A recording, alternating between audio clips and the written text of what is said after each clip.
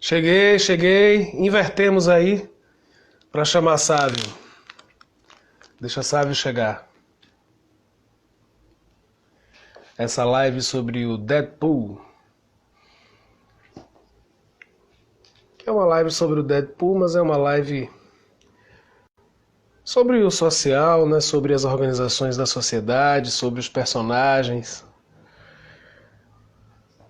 Vamos chegando aí, vamos chegando. Quando o Sávio entrar, eu convido ele.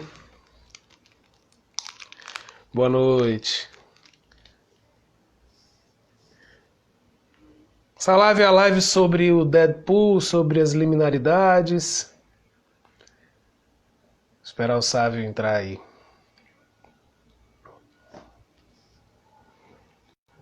Pra gente começar.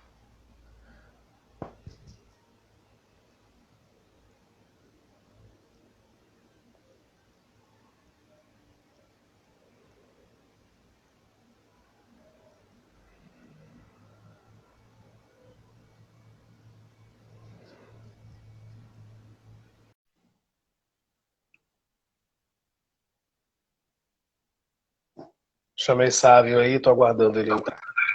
Aê, acho que agora deu certo. Inverteu, A gente inverteu. inverteu, é. Mas nada mais afim ao personagem do que a Não é? inversão, né? A gente fez a inversão. Quem era top agora virou bottom, né? Como chama no É, sadomasoquismo, né? estamos Que aí. bom, que dando O que certo, é que né? você trouxe, Funcionando dessa maneira. o que é Oi? que você trouxe de Deadpool pra gente? Não, engraçado que O que é assim, que você... a gente fez aquele do Wolverine, que a gente já tinha pensado e tudo, deu muito certo, a galera gostou bastante do bate-papo sobre o Wolverine, né? A gente já tinha aquele sobre a Tempestade, que a gente tinha feito textualmente, em debate interno nosso, tal, não sei o que, a gente fez, poxa, vamos levar isso pra galera, vamos abrir. E funcionou também bastante, né? E aí a galera, poxa, claro, pediram mais coisa e tal, não sei o quê, e eu vi que muita gente perguntou, por que não faz um do Deadpool? Por que não faz um do Deadpool? Engraçado, porque o Deadpool acaba sendo esse personagem que chama a atenção pela ruptura, né? É um personagem que muda Sim. tudo, rompe tudo.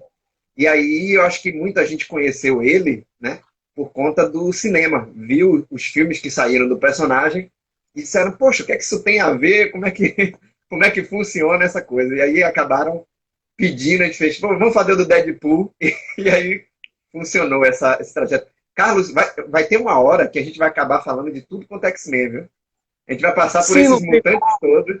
não tem como na história dele, né? Inclusive os menos conhecidos, né? É, Mas você podia começar um pouquinho com a história do Wade, né? Você queria começar é, é, falando um pouco.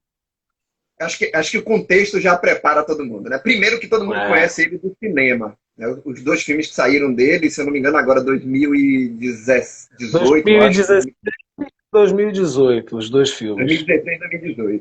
2016 Mas e o 2018. personagem, mas o personagem é bem mais antigo dele. Antigo, entre aspas, né? Porque quando eu digo década de 90, para mim parece que foi outro dia, né? Para a Pra mim geração também. que tem hoje em dia, muita gente nasceu na década de 90, né? É. Meus alunos, nossos alunos lá na UFBA, a maioria é geração anos 90, né? Nasceu entre 96, 98, né? E aí o personagem nasce em 1990, e é um personagem, na verdade, em 1991. Ele é um personagem que foi criado para fazer parte de um panteão específico dos X-Men. Na época, o quadrinho dos X-Men voltou a ser uma grande qualquer luz, né? Ele tinha sido uma qualquer luz no final dos anos 80, né?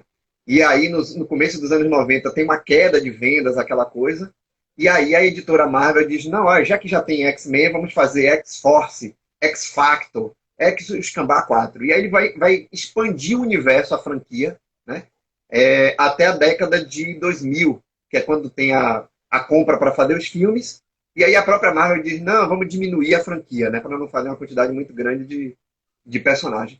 Mas na década de 90, principalmente em 91, X-Men estava vendendo tão bem que eles decidiram que, poxa, vamos fazer mais personagens, mais séries, mais indivíduos, né, para fazer parte desse quinhão do mercado que eram os mutantes, que apesar de ser um quadrinho da década de 60, e que na década de 60 não deu tão certo, né? Não chegou a ser um grande sucesso. Mas é lá na década de 60 e a gente falou das outras vezes, né? Com o Wolverine, com a Tempestade, que foi em 60 que vira essa coagulação, principalmente por causa das lutas sociais que estavam acontecendo, né? E em 90 não tinha luta social. Então, em 90, eles criam o personagem Cable, eles criam esses chamados Novos Mutantes, né? Para competir com um quadrinho da DC que era Novos Titãs. Então estava saindo a revista dos Novos Titãs, era um sucesso, e aí eles fizeram Novos Mutantes, né? E inseriram Cable nesse universo. E aí, como os Novos Titãs tinham um inimigo, um vilão, desde a década de 80, chamado Exterminador, né? Um vilão conhecido até como Slade Wilson, né? Na verdade conhecido como Slade Wilson. Então a Marvel fez, poxa, vamos fazer uma versão plagiada dele, vamos sacanear esse personagem. E aí, para perseguir os Novos Mutantes, né, os criadores Rob Liefeld e Fábio Niceza, eles criaram o Deadpool, que é uma versão do Exterminador, mais jovem, né, que vai caçar Cable e os Novos Mutantes, é um assassino contratado e tudo. Dá você com a camisa dele. Exatamente. É canadense. E é engraçado que é mais um canadense, né? O Wade Wilson, né? O nome o nome original, o nome verdadeiro dele é Wade Wilson, né? Ele é canadense. E é engraçado porque o Wolverine também é canadense. E eles são. A história da mutação do Deadpool, né? Vai estar associada ao Wolverine por conta lá daquelas experiências das armas, da arma X, né? E da arma 11, quem assistiu o filme da Wolverine Origins, né? X-Men Origins Wolverine, lá aparece mais ou menos como é que o Deadpool foi criado, uma adaptação que eles fizeram lá. Mas é interessante que ele é um personagem canadense que surgiu justamente para contrapor a DC Comics. Como esses personagens estão ligados à própria história da economia e à história do entretenimento, né? É bem interessante, né? É E eu difícil vi com a separar. camisa de fato como homenagem, né? Assim, porque eu me apaixonei, antes de você falar, eu me apaixonei muito imediatamente pelo personagem, pelo Deadpool, porque justamente ele não cabe em nada. Então ele é um vilão que não cabe na vilania e ele é um herói que não cabe no heroísmo. E eu gosto eu particularmente gosto dessas liminaridades. Mas enfim, siga lá. Aí é engraçado porque a gente sempre pensa que a criatividade ela está isenta da ideia de mercado e não é, né? A gente viu que essas empresas elas estão disputando espaços, elas estão vendo arquétipos. E aí tanto o Slade Wilson, que é o Exterminador, quanto o Wade Wilson, que é o Deadpool, eles fazem parte de um mesmo arquétipo, que é aquela ideia do indivíduo que é um assassino contratado, ultra habilidoso, ultra especializado em armas, faca, armas de fogo, escamba 4. Então ele vai ser essa... Ele surge como esse plágio descarado do personagem da DC, né? E aí, como o personagem da DC ele é muito sisudo, muito sério, carrancudo, né? Quem acompanhou Novos Titãs, mesmo na animação mais recente, lembra que é um personagem muito sério, sem piada, muito, muito pesado, denso, né? É um personagem de carga pesada, né? E aí a Marvel diz, não, vamos fazer o Wade Wilson mais próximo do Homem-Aranha. Então ele vai ser um cara piadista, ele vai ser um cara que vai brincar com os personagens, tal, não sei o quê. Mas isso não aparece logo na década de 90, não. Ou melhor, não aparece em 91, quando ele foi criado. Ele vai ter 2 minisséries, o personagem é criado, acaba ficando famoso. A gente tem que lembrar que Wolverine, por exemplo, também ele foi criado na revista do Hulk, né? Ficou famoso e acabou indo para a revista dele. Com o Deadpool foi a mesma coisa. Ele sai na revista Novos Mutantes, a galera gosta tanto, assim, fica, nossa, um assassino engraçado que faz piada enquanto tenta matar os outros e tal. E aí vamos lançar 2 minisséries dele. Aí lança a minissérie de 1993, The Circle Chase, aqui eu não me lembro como é que ficou o título, né? E a outra minissérie que saiu até com um escritor, foi contratado um escritor mais potente do que o Fábio Niceza e o Rob Liefeld, que é o Mark Waid, que é um escritor que já trabalhou com Liga da Justiça, com Super-Homem, com Batman, com Escamba 4. E aí contrataram ele para fazer, em 94, uma minissérie. Olha, faça uma minissérie do Deadpool, tal, não sei o que, o personagem é assim, assado. Quando ele assina o contrato, mas quando ele pega do que é o personagem, que o personagem é um assassino, um esquartejador, um matador, um infeliz, ele diz, nossa, se eu soubesse que era um personagem assim, acho que eu não teria nem escrito. Então, na verdade, o que ele faz é dizer assim, olha, eu vou escrever esse personagem, mas eu vou mudar umas coisinhas nesse personagem. Ele tem uma doença mental, ele é um cara que não segue as coisas muito coerentes para poder justificar a patologia dele ser um assassino. Né? É engraçado que é coisa bem da nossa sociedade, né? Que a gente cria os matadores ruins, mas que são engraçados, como Coringa, né? Como outros personagens, Sim. né? Que a gente acaba tendo essa relação de afetividade com essa figura que inicialmente é um monstro, um assassino, alguém que não presta. Eu, eu tenho uma teoria para isso, assim, de que por que a gente. Falando sério mesmo, assim, esses personagens, quando a gente falou de Wolverine, a gente falou do fator de cura, é interessante você citar isso, que o Wolverine surge na revista do Hulk, porque Hulk, Wolverine e Deadpool são os 3 personagens Marvel que possuem os fatores de cura mais fortes, né? O Hulk é o que se cura mais rapidamente, porque também a dor do Hulk é maior, de todos Sim. eles, né? Porque o Hulk deixa de ser quem é, né? O Banner deixa de ser quem é, são 2 em 1 ali. Então é um conflito existencial muito grande. E depois é o Deadpool. O Deadpool tem um poder regenerativo maior do que o do Wolverine. Porque na escala de equilíbrio e de como é que eu posso dizer? Capacidade de contenção social, digamos assim, o Wolverine, por mais selvagem que seja, ele se contém mais, ele cabe mais no mundo, na reclusão dele. E o Deadpool não, porque primeiro tem a história do câncer, né? O Deadpool é um ser, é um homem em eterno estado de metástase controlada, né? O fator de cura É, dele faz isso. Quando é induzida a mutação, ele não fica curado do câncer. Então ele tá na iminência, ele é um personagem o tempo todo na iminência. E a gente se identifica com isso. A gente se identifica, com a vilania e com a maldade, né? Ele é um mercenário, ele é um assassino, mas ele é engraçado porque todos nós temos dentro da gente um pouco essa possibilidade de nos tornarmos, na minha percepção, né? Nós temos Deus e o diabo dentro de nós, o bem e o mal o tempo inteiro ali. E esse tipo de personagem, então você vê assim, o Deadpool vai lá e corta a cabeça de um cara e faz uma piada com a condição, por exemplo, no filme, eu fui rever os filmes essa semana para isso, no segundo filme tem uma hora que ele corta a mão de um bandido e diz assim, e a gente fala, né, tirando a arma da mão dos bandidos, aí o diálogo é o contrário, tirando a mão dos bandidos das armas. Ele corta a mão do cara. E aí você fica nessa. Eu acho que esse fascínio, que não é, talvez não seja a melhor palavra, mas uma certa atração é de que naquela loucura, naquela liminaridade, às vezes o Deadpool faz coisas que nós queríamos que fossem feitas. Na atual situação política do Brasil, inclusive, a gente precisa de uns 30 Deadpools assim, para satisfazer um pouco esse nosso desejo de resolver algumas coisas na marra, aquilo que a sociedade civil não resolve, o cara vai lá e sim. pá, corta a cabeça, corta. Então eu acho que tem um pouco isso da gente ter esse fascínio Catártico, assim né? por Aquela coisa da catarse, catártico, da a violência. Tipo, palavra. é óbvio que assim, a gente não concorda com a circunstância. Poxa, claro que eu não quero que meu adversário político, seja lá o que for, seja degolado. Mas Sem construir uma dúvida. imagem do seu degolamento é simbólico, é uma coisa, né, que a gente E a acaba gente tendo. usa até essas expressões, né? Quando você diz assim, agora nas redes sociais tem aquela coisa do fulano foi cancelado. Se você Sim, para ver algo que não é interessante, os movimentos sociais têm feito muito isso, né?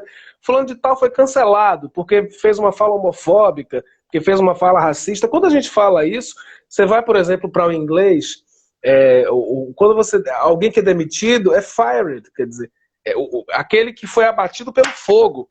Essas é, coisas, essa linguagem, não é que a gente defenda cortar as cabeças fisicamente, mas a gente quer que algumas cabeças sejam cortadas e às vezes um personagem como o Deadpool, que sai lá e pá, e corta mesmo, eles são as garras do Wolverine sem muito filtro. E às vezes a gente precisa ver isso, nem que seja na ficção, para dar um respiro, assim, dizer assim, pô, esse mundo não é uma desgraça que não tem salvação. Tem alguém que vai. É a catarse que você falou, não é defender é, isso. Mas isso aparece no inconsciente humano, de um desejo de... Sabe aquele negócio assim, tem uma hora que você quer chutar o pau da... Tem um filme, é um filme com o Michael Douglas, Um Dia de Fúria. Um Dia de Um Fúria, Dia de sim. Fúria, sabe? Eu tô querendo dizer isso, assim, Deadpool meio que materializa e não precisa ser eu que tô cortando a cabeça, nem cortando a mão. É ele lá, então eu rio disso, porque essas coisas fazem parte da gente, assim. Não é para defender ou ser contra, é reconhecer que, às Sim. vezes, um cara como aquele, assim, porra, ele fez o que eu queria fazer e ponto final. E não tem nada a ver com justiceiro, com fazer justiça com as próprias mãos, até porque a palavra justiça não cabe nesse personagem. Justiça Sim. ou injustiça. Não cabe. É uma amoralidade que está ali que não é para a gente contemplar, é para a gente entender porque ela existe no mundo, né? Ele é uma personificação do Sim. câncer humano. O câncer do corpo dele é o nosso, da humanidade, da sociedade, da forma como a gente construiu essa porra desse mundo aí. E foi a gente que criou o Deadpool. É. Né? E aí o curioso é que, por exemplo, o Mark Waid, nisso que você falou, da questão dele como essa catarse de violência, o Mark Waid, quando escreveu a série em 94, ele fez uma entrevista depois, acho que, se não me engano, para a revista Wizard, alguma coisa assim, um ano depois, 2 anos depois. E aí disseram para ele, pô, Mark Waid, a sua série foi uma das mais bem elaboradas do personagem. O que você tem a dizer? Aí ele pega e larga uma frasezinha que é muito emblemática, que ele diz assim: alguém que não paga pelos seus crimes é um problema para mim. Então, Deadpool precisava pagar pelos crimes. E aí se construiu todo um universo de malefícios que o Deadpool sofre por conta dos comportamentos dele. Né? Mas foi em 99, 2000, por ali, que o Deadpool foi chamado para ser escrito por um autor, que eu vou até dizer que é um autor negro, porque é importante dar essa visibilidade, que é o Christopher Priester, né? O Christopher Priester, ele disse o seguinte: olha, esse personagem ele é um exercício de catarse, ele é um personagem muito mais próximo de Lobo, do que tem na DC, do que do Exterminador. Então a gente tem que tirar dele conotações de realidade. Então o que é que o Christopher fez? Ele pega o Deadpool e ele coloca o Deadpool ridículo, ele coloca o Deadpool real. Ele vai fazer o Deadpool soar uma narrativa pra gente dar risada, se divertir, e no final das contas a gente não dizer assim: nossa, ele como assassino tá tomando as soluções do mundo. Ele não tá tomando solução nenhuma. Ele nem quer solução. Essa é a grande... tem no tarô tem a carta do mago.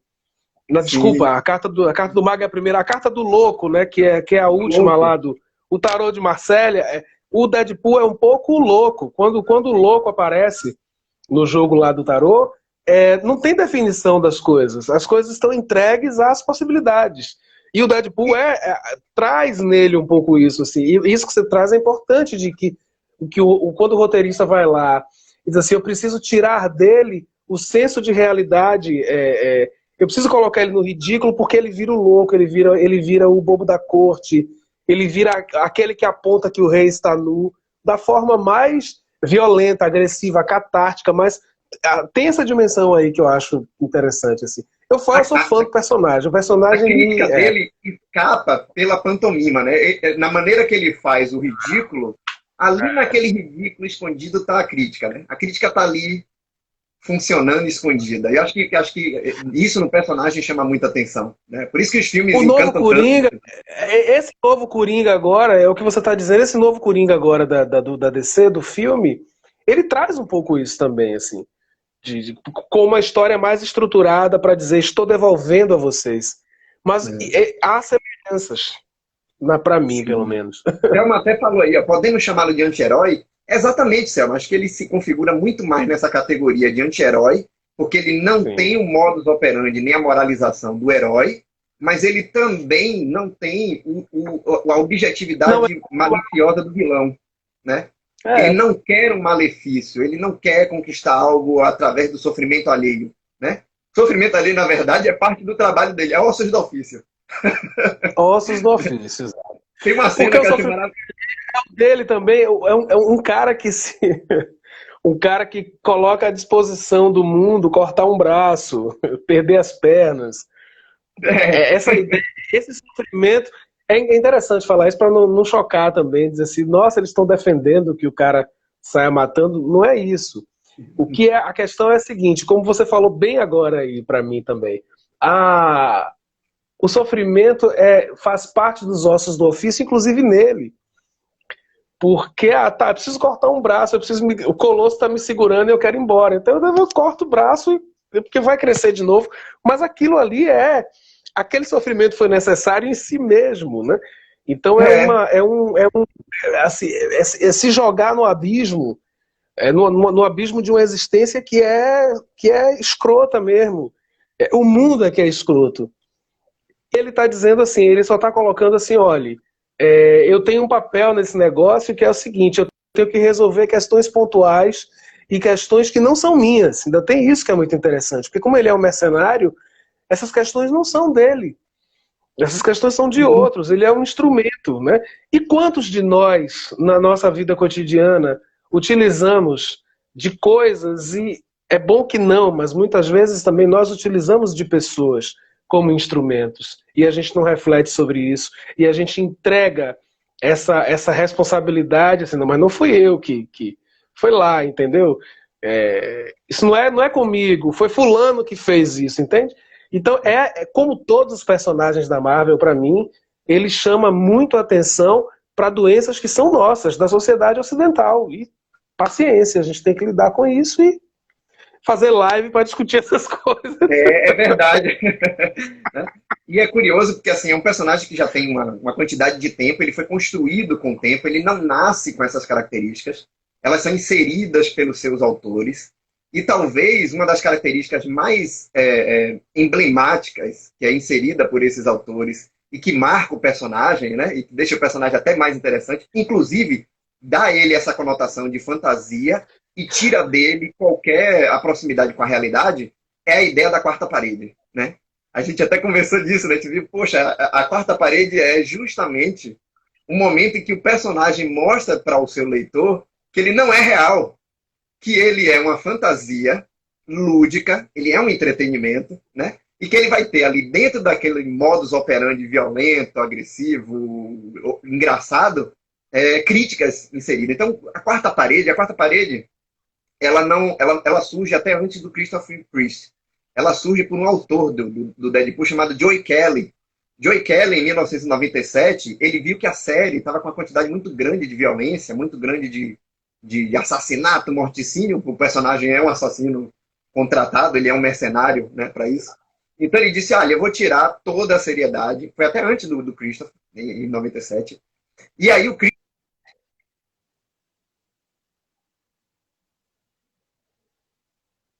além de tirar toda essa seriedade, eu vou inserir um monte de piada, eu vou deixar o personagem ainda mais engraçado. É curioso porque assim, a gente tem um autor que criou o personagem como plágio, né? Dois autores, o Nicieza e o... Ai, meu Deus, esqueci o nome do homem, Robin Field, né? Eles criam o personagem dessa forma. O Mark Waid dá uma origem ao personagem, uma carga de sofrimento a ele, que é o câncer que a gente conhece.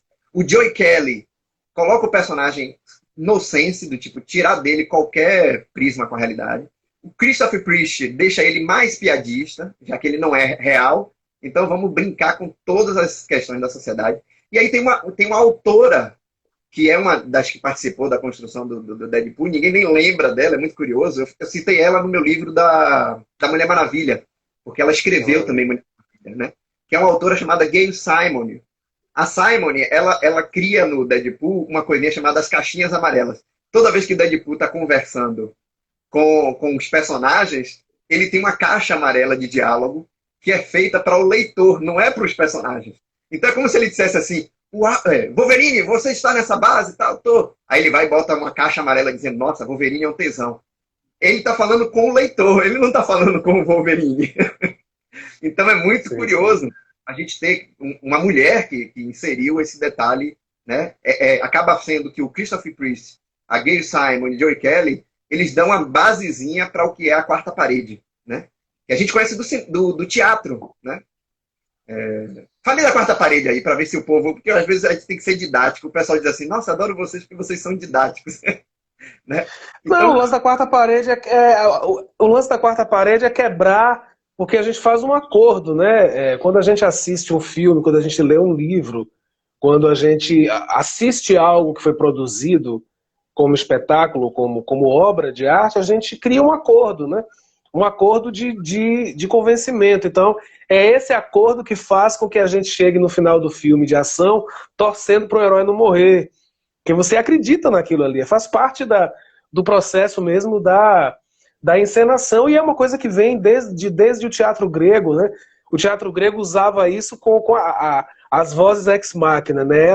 Elas ajudavam a dizer assim, está acontecendo aquilo lá na cena, mas aí aparecia aquela voz lá, que normalmente descia, né? Um ator, uma atriz que descia e dizia, Zeus está dizendo, era a voz dos deuses, né? E o lance da quarta parede é quando a gente quebra, quando o espetáculo quebra isso, e é como você bem disse, o teatro traz isso muito forte, mas alguns programas de televisão, algumas produções para TV já brincam com isso, né? E alguns personagens especificamente, como é o caso do Deadpool.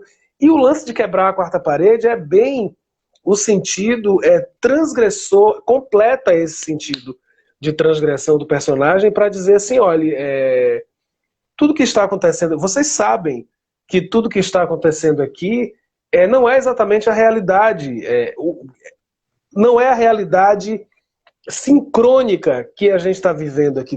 Não existe pacto de uma realidade, não existe pacto de realismo, no seu sentido, inclusive, literário. Assim, tudo que está acontecendo aqui está acontecendo dessa forma, porque ele para e olha e diz assim, no filme mesmo, no Deadpool 2, tem um momento que o Colossus ele tenta torná-lo herói, né? E leva Sim. ele para casa lá dos X-Men. Quando ele chega lá, ele diz, nossa, não tem ninguém aqui. Mas o orçamento do primeiro filme foi melhor, né? Do segundo vocês me trouxeram para cá, mas não tem um X-Men famoso. Essas coisas dele fazem, primeiro, com que você não leve a sério, no sentido mesmo de tornar o personagem uma matriz de identificação, por exemplo. Uma criança vai assistir o Deadpool, aí você diz, nossa, mas Deadpool é um assassino, como vários videogames, aqueles videogames de armas e tudo, mas o próprio personagem para e olha para você e diz assim, pare com isso, você sabe que isso não é exatamente verdade isso que está aqui. Isso que está aqui é uma sacanagem que eu estou fazendo, assim, porque eu próprio não sou sério. É como se, de uma certa forma, ao quebrar essa quarta parede, ele dissesse assim, eu mesmo não existo.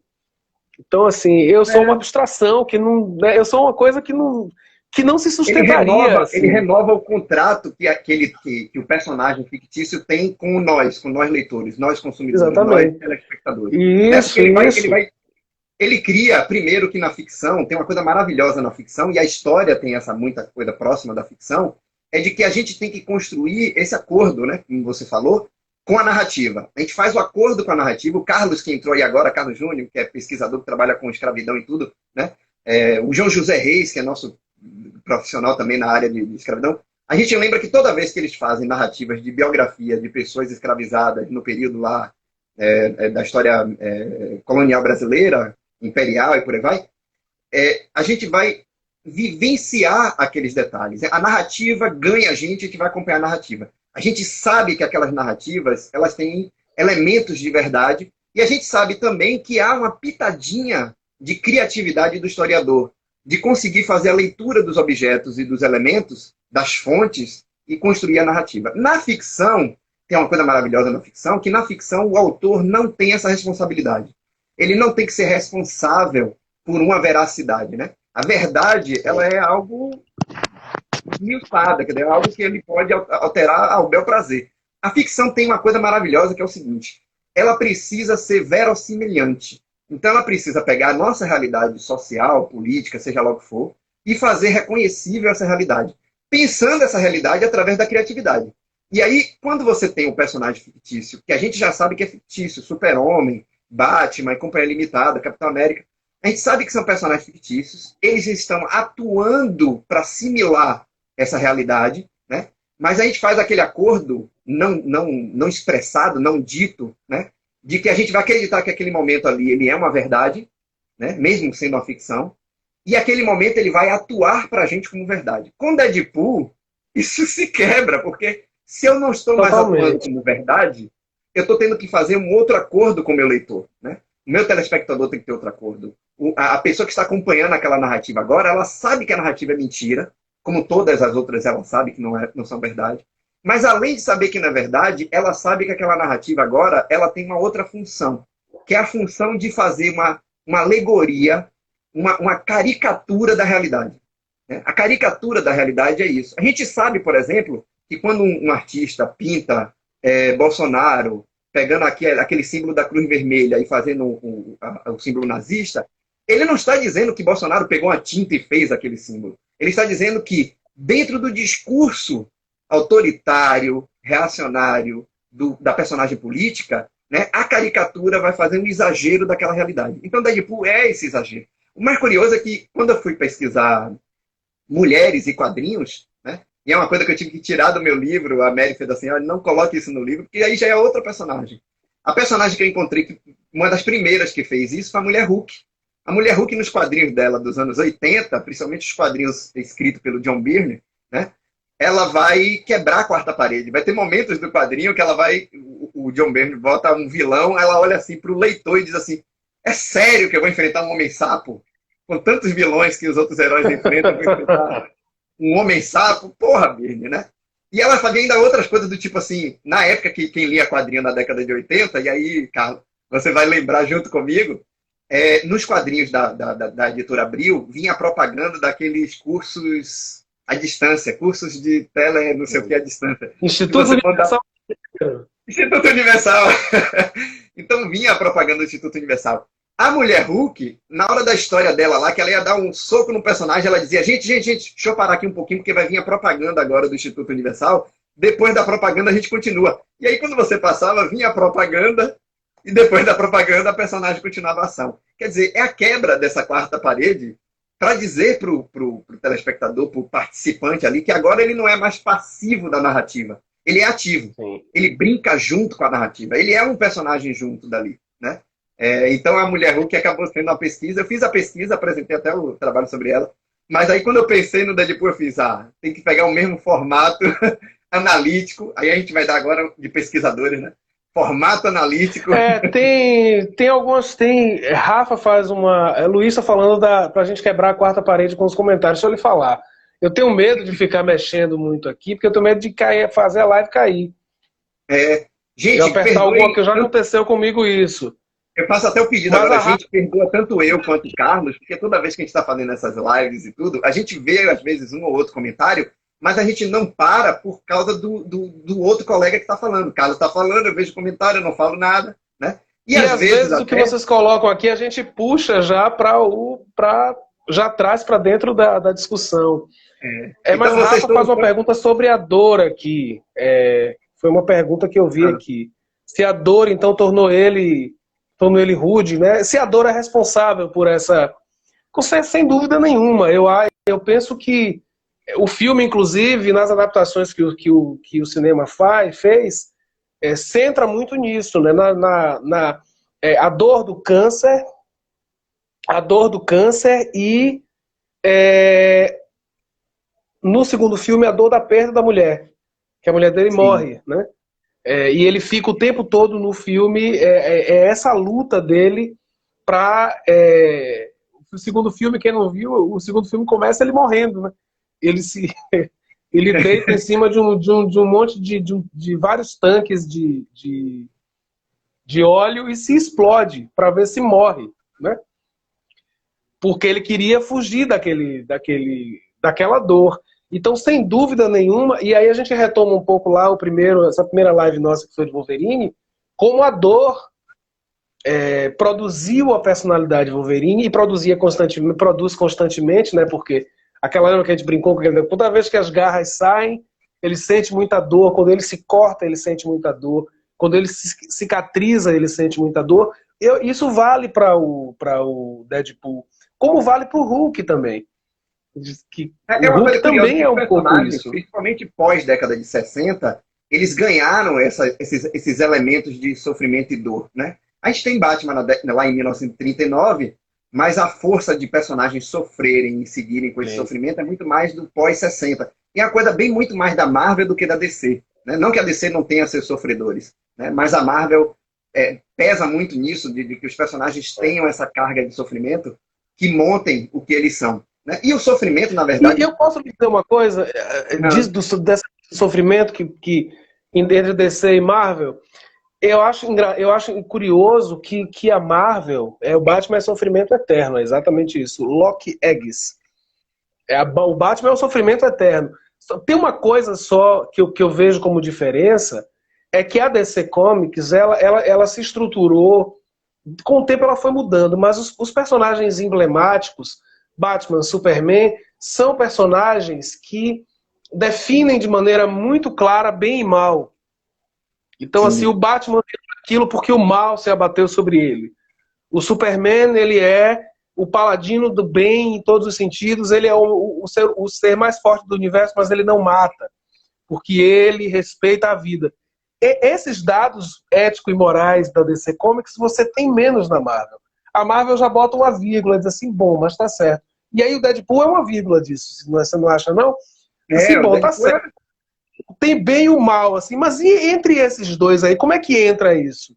Se alguém Ainda que o transita... Lobo seja um personagem na DC, a DC tem um Lobo, que é da década de 80. Ainda que o Lobo seja um personagem que carrega essa coisa do nonsense, da brincadeira com a coisa, o Deadpool consegue fazer isso melhor porque ele vaza para uma outra realidade. Porque a realidade do Lobo é a realidade alienígena, de outro planeta, de outro universo. Né? Enquanto o Deadpool, na verdade, faz parte desse caldeirão da gente mesmo, da nossa verossimilhança, né?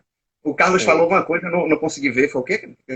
Deadpool é tão insano quanto Batman, só que mais divertido. Na verdade, é engraçado porque os autores, os criadores, o Rob Liefeld e o Fabian Nicieza, eles chegaram a dizer, eles assumiram que foi um plágio no Exterminador, né? O Deadpool é um plágio do Exterminador, mas depois eles chegam a dizer que, na verdade, o Deadpool junta um monte de arquétipos de outros personagens. Ele é vinculado ao Wolverine, ele é um personagem que parece o Wolverine, fator de cura, violência e tal. Ele é um personagem vinculado ao Homem-Aranha, piadista, brincalhão, tal. Nem à toa que os autores dele no quadrinho fizeram com que Deadpool o tempo inteiro infernizasse a vida desses dois personagens. O tempo inteiro ele está dando em cima tanto do Wolverine, quanto ele está dando em cima do Homem-Aranha, e brincando com esses personagens o tempo todo. Coisa que o Ray Reynolds fez no filme, né? Ele sacaneia o ator, como é o nome do ator que faz Wolverine? Hugh Jackman. Hugh Jackman, ele sacaneia o Hugh Jackman toda hora, né? E aí a gente entra nas quatro paredes aqui. Engraçado que quando a gente pensou o título, eu fiz assim, quatro paredes funciona tanto para a quarta parede quebrada, né? Como funciona para uma característica do personagem que é muito forte, que é a sua pansexualidade, né? A gente está falando de um personagem que ele vai mostrar não só no cinema, mas nos quadrinhos, que essa relação de gênero, essa relação de sexualidade, ela nele é muito mais fluida. A gente poderia dizer que o Deadpool ele é o representante do Bauman. Ele é o representante das relações fluidas de vivências do gênero e da sexualidade. E a gente trouxe ele para a live. Estamos entre quatro paredes com Deadpool no dia do orgulho, né? No dia 28 de junho, que é, lembrando lá o Stonewall, né? Acabou que casou esse dia. Casou. Dessa As história. Circunstâncias nos guiaram a isso. Circunstâncias guiaram a isso.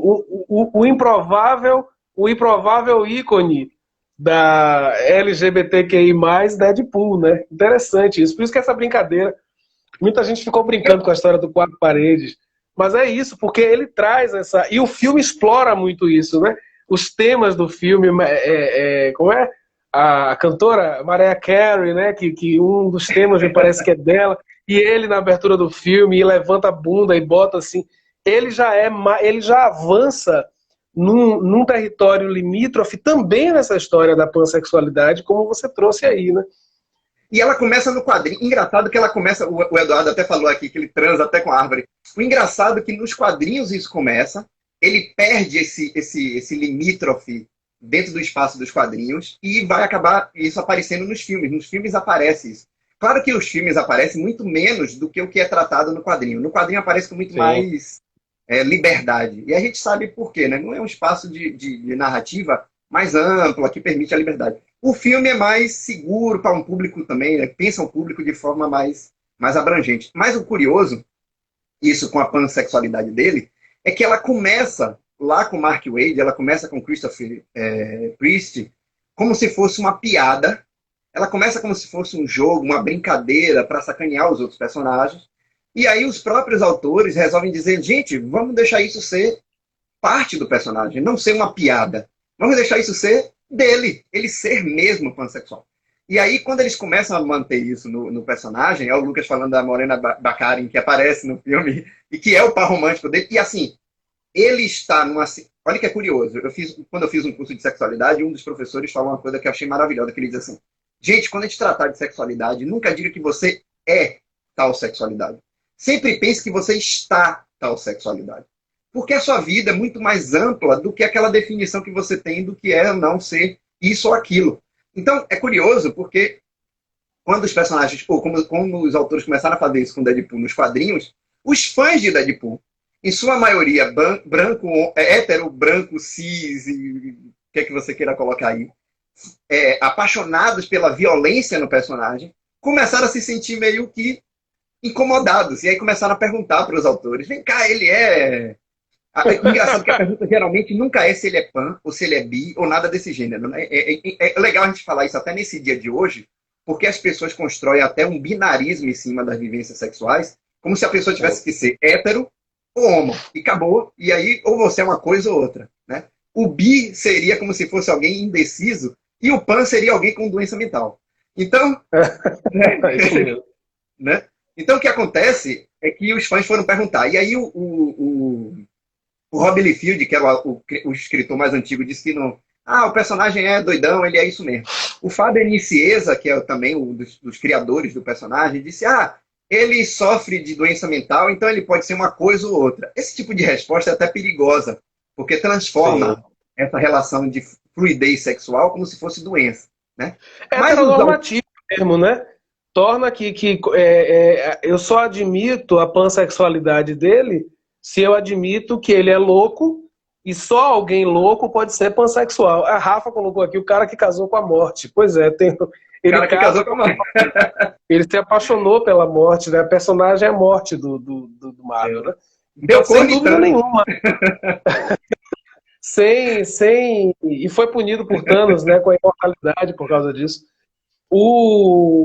Pensar, então, ele nessa dimensão da pansexualidade sem vincular com a loucura dele, é entender o seguinte, talvez a grande loucura seja não compreender que alguém possa ter a sexualidade livre como ele tem. E viver ela com toda tranquilidade, né? Sim. E divertido com isso. E aí é curioso que, assim, tem uma ruptura muito engraçada que as pessoas fazem assim, nossa, aquele lutador de Kung Fu, aquele lutador de MMA é gay, quer dizer, como se o cara não pudesse ser um lutador de MMA, porque ele é gay. Quer dizer que você tem que criar um padrão pré-estabelecido de comportamento em cima da sexualidade. Quando gênero não é sexualidade, comportamento de gênero não é sexualidade, e a própria sexualidade não é gênero. Então, essas coisas, e o Deadpool vai brincar e sacanear com isso de forma maravilhosa, né?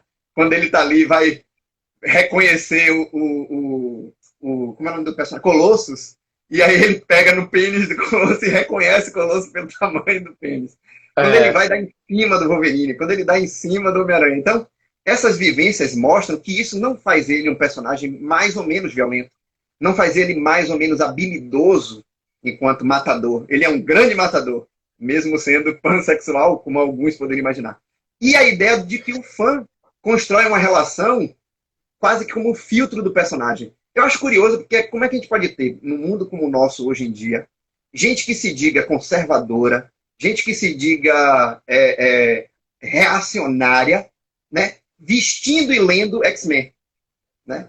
Gente que é racista consumindo esses personagens. Gente que é machista e indo no cinema assistir a Capitã Marvel, assistir a Mulher Maravilha. Então é curioso como o nosso público hoje, ele funciona numa ideia de métier de consumo. Ele é mais consumidor do que leitor, ele é mais alguém que está consumindo o produto do que dialogando com a narrativa. Então, quando o Deadpool faz essas coisas, ele incomoda essa carga que a gente tem de ultramasculinidade, que entende que esses indivíduos violentos, Wolverine, Deadpool, o Justiceiro, eles são ultra masculinos. Eles precisam ter um comportamento masculino, uma prática heterossexual. Eles precisam ser, né, padronizados dessa forma. E aí, recentemente, saiu a notícia de que Justiceiro talvez, ou seria, ainda tá em dúvida disso, está dúbio, Justiceiro seria homossexual. Como se isso fosse mudar o que o personagem é, né? O Sim. matador de bandido que ele é, porque ele resolveu, né, se interessar com alguém do mesmo sexo, e por aí vai. E aí os fãs, a gente vê o quanto é que é curioso.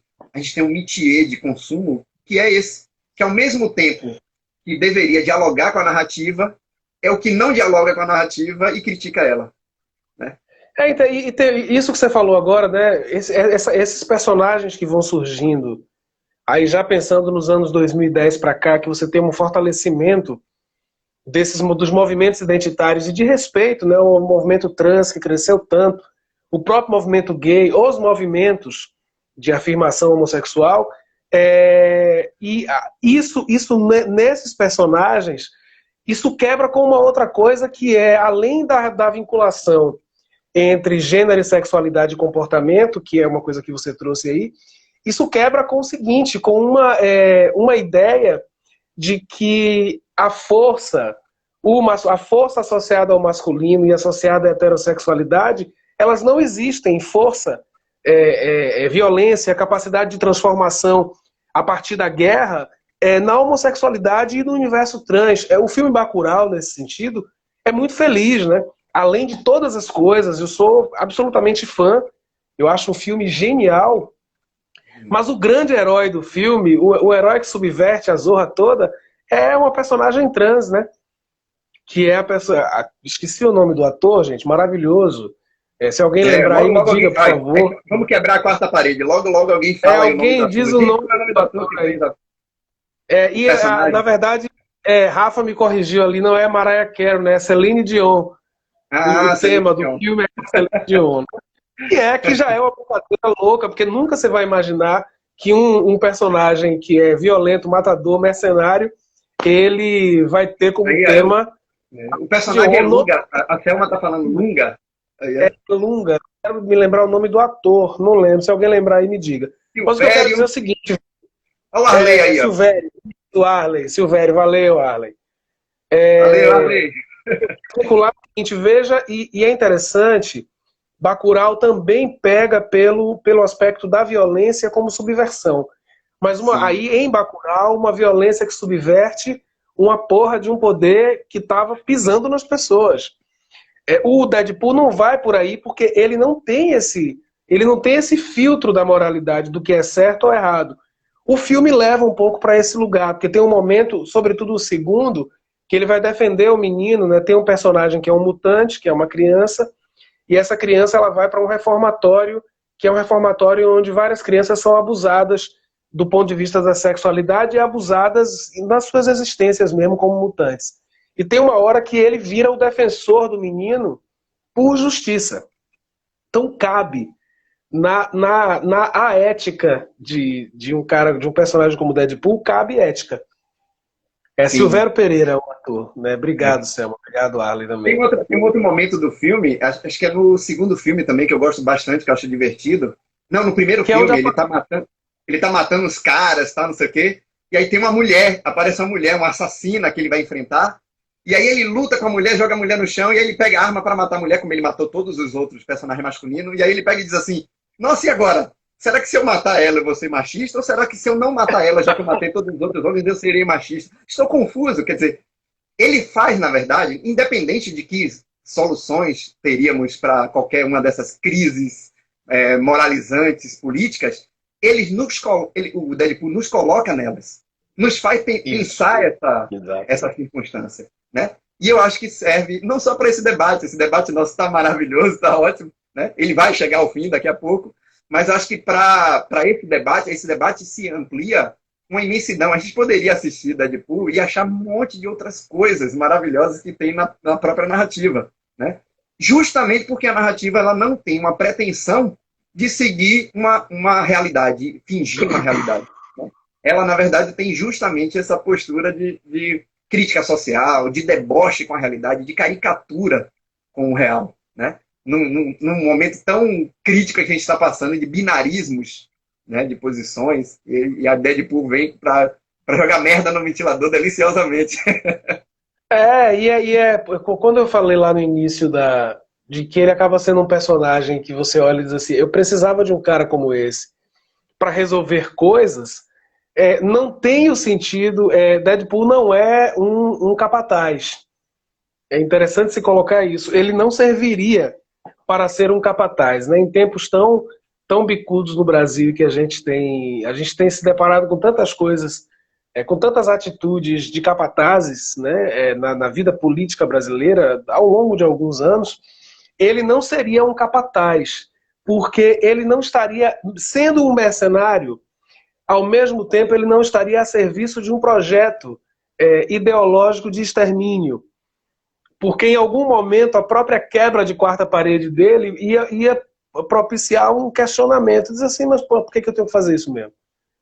Como você citou do filme, né? Ah, meu Deus, eu vou matar ela, e aí se eu matar eu vou ser... O que aparentemente é uma piada boba, pode levar a gente a um processo de reflexão sobre como nos construímos socialmente, né? Qual é a nossa responsabilidade sobre a mão, sobre o gatilho que foi disparado, né? O Gil tem uma música chamada Quero Ser Teu Funk, uma música que ele fez para o Rio de Janeiro em 1991, por curiosidade, que tem um trecho da letra que ele diz assim, funk do teu morro, funk do socorro, que o pivete espera de alguém. Olha você aí. Não é? Eu me lembrei dessa frase porque nessa estrofe, nesse verso, de certa maneira, nós assumimos o lugar do Deadpool na nossa amoralidade, né? A nossa amoralidade, muitas vezes nós não nos damos conta que a gente torna natural coisas que não são naturais. Então, uma criança estar pedindo dinheiro na rua não é algo natural. Se a gente considera que uma criança é uma criança, independente de qual estrato social ela tenha nascido. E aí lá na letra de Gil ele coloca, né, funk do socorro que o pivete espera de alguém. E aí subverte a história de que é o pivete que tá com a faca, que está ali roubando ali, mas no fundo ele pede socorro. Nesse sentido, quando você tem entre aspas, todas as aspas possíveis, a loucura de um cara como Deadpool, essa loucura não é a loucura do Deadpool. Deadpool é o cano do revólver. E aí, Caetano também, lá em Fora da Ordem, ele fala, né, o cano da pistola, né? Tem um verso que ele fala do cano da pistola. Deadpool é a pistola. Quem está com a mão o tempo todo no gatilho somos nós. E aí você vai ter isso em Deadpool, você vai ter isso no Coringa, né? O Coringa traz muito isso, que chocou tanto as pessoas, esse filme mais recente, mas o personagem, você sabe melhor do que eu, é um estudioso do Batman, né? Mas você sabe que o Coringa sempre foi isso, né? O Coringa é um produto, o Coringa é um expurgo, né? Em certa medida, o Deadpool também é um expurgo social, assim. Só que enquanto o riso do Coringa é falso, né? O riso do Coringa, como ele lá no Batman, o Batman de 90, do filme, que ele diz assim, você não sabe, o meu sorriso é só externo, por dentro eu choro, aquela interpretação genial de Jack Nicholson, mas o sorriso do Deadpool é verdadeiro. É verdadeiro porque ele realmente se diverte com a inconsistência das coisas, assim. E isso eu acho fascinante. Nem eu imaginaria que eu ia Olha, o gostar povo já está tanto de um pedindo personagem. mais de uma hora pra gente ali. Tô vendo. Nem eu imaginaria que ia gostar tanto de um personagem que sai matando. Mas é porque esse não é o foco do negócio. Eu acho que o mais próximo do Deadpool, acho que não é nem desse personagem, nem a proximidade dele não é nem com essa ideia do violento ser enaltecido. Eu acho que o Deadpool, ele funciona, e aí eu vou ser bem daqueles professores chato academicista, o Deadpool funciona como aquele bobo da corte de Rei Lear, que está guiando o rei cego, o rei perdido, e nós somos esses reis perdidos, né? Sendo guiado por um personagem que, na sua loucura, ele vai mostrar mais razão do que o reinado inteiro em nossa volta, né? Então, Deadpool, alguém falou alguma coisa, eu adoro o filme Deadpool, cadê? Foi o Carlos aqui, a minha dúvida. Por que o mesmo fã que adora o filme Deadpool, um sujeito pansexual fica fazendo escândalo nas redes sociais, porque o personagem assume a homossexualidade. Carlos, é o que a gente falou aqui agora há pouco. O que acontece, eu acredito, pelo menos, tratando com a ideia da ficção, é que a gente tem hoje uma sociedade de consumo e não uma sociedade de letramento, não uma sociedade de narrativa. As pessoas não estão preocupadas nas mensagens que estão inseridas nas narrativas, elas estão preocupadas em consumir. Elas não querem saber o que acontece em Guerra nas Estrelas, o que é o autoritarismo, o militarismo, aquela merda toda dos vilões em Guerra nas Estrelas. Elas querem dizer para o colega ao lado que foram em todos os episódios de Guerra nas Estrelas no cinema. Elas querem dizer que tem todos os DVDs. Elas querem dizer que tem todos os quadrinhos. Então, acho que o que mais acontece com hoje a nossa sociedade é que a ficção ela não está funcionando plenamente como um instrumento de crítica da realidade para todas as pessoas. Ela funciona, na verdade, como produto de mercado, como um elemento a ser consumido, colecionado, tido. Então, as pessoas hoje, não Carlos aí, porque o Carlos lê quadrinho, né? Eu estou aqui com a camisa da Ziloarca, leio quadrinho. Não estou desmerecendo quem use camisa da C&A ou da Veja. Mas hoje as pessoas estão mais preocupadas em qual é o personagem da moda para elas consumirem, né? E não com as narrativas que estão ali presentes naquela ficção. Então, Carlos, eu acho que acredito que é isso que acontece. O indivíduo que ele peraí que eu apertei alguma coisa aqui. O indivíduo que ele é machista, que ele é homofóbico, que ele é racista, mesmo que ele aparentemente tenha acesso a essa ficção que é antirracista, anti-homofóbica, antimachista, ele vai se apreender ao que ele acredita que é a realidade, e não aquela narrativa, não ao que a ficção está trazendo para ele enquanto contraproposta.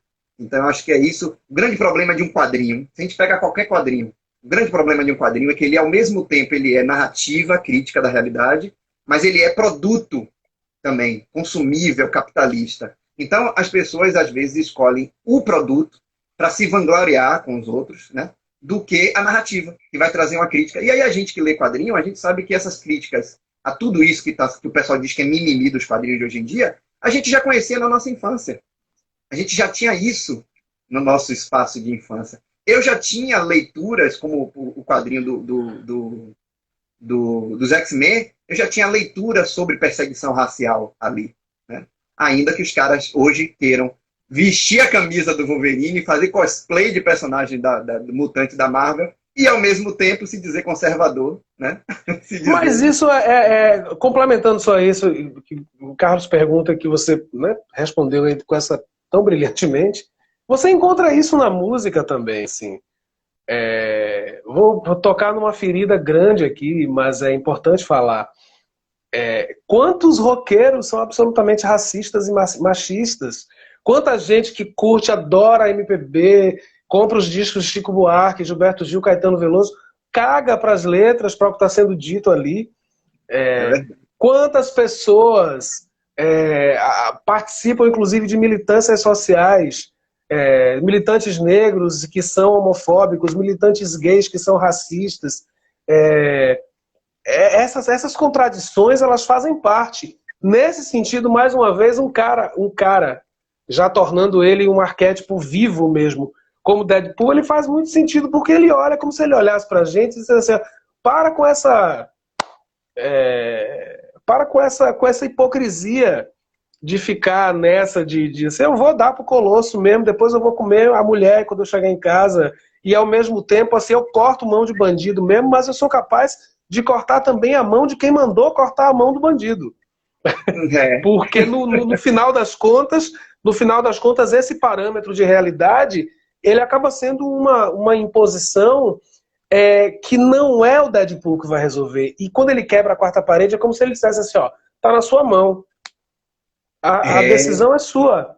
É você que decide se você vai continuar me vendo rodar o meu sabre à torta e à direita, ou se você vai dizer que eu pare. Qual é a razão para eu continuar ou para eu parar? É um personagem que traz isso. Só falta 20 segundos para terminar.